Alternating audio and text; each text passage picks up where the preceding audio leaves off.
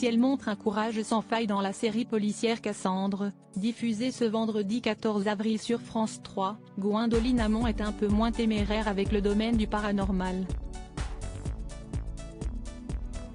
Avant de devenir la compagne de Frédéric Diefenthal, l'actrice a vécu une idylle avec Marc, le fils cadet de Claude François.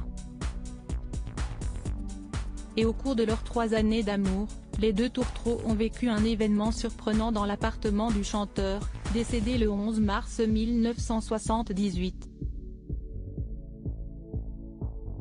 La veille de transmettre les clés de ce bien immobilier, Marc François et Gwendoline Amon y ont passé une dernière nuit. Cependant, la mère de Gabriel a été bouleversée par la présence d'un esprit, comme elle l'a révélé au micro d'Hélène Manarino sur Europe 1 en avril 2021. Il a mis un disque, je sais même plus de qui, je crois que c'était Stevie Wonder, et c'est son père qui s'est mis à chanter. A-t-elle raconté à la présentatrice de C'est Canteloup.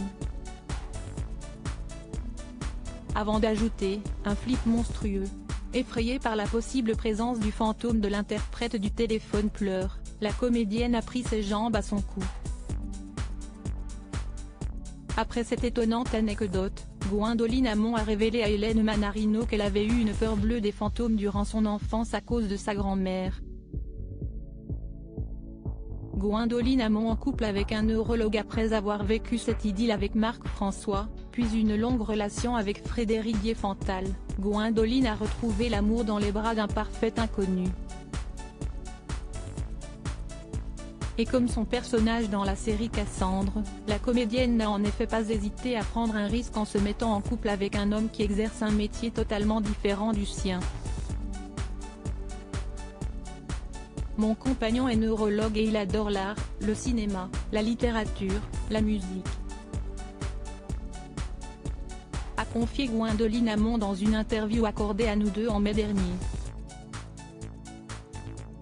Si elle a levé le voile sur la profession de son compagnon, elle ne souhaite pas pour autant révéler son nom. J'ai été longtemps en couple avec un acteur, ce qui présentait des avantages et des inconvénients.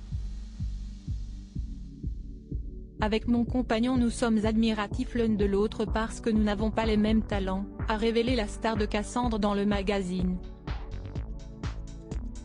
Crédit photo, Patrick Bernard.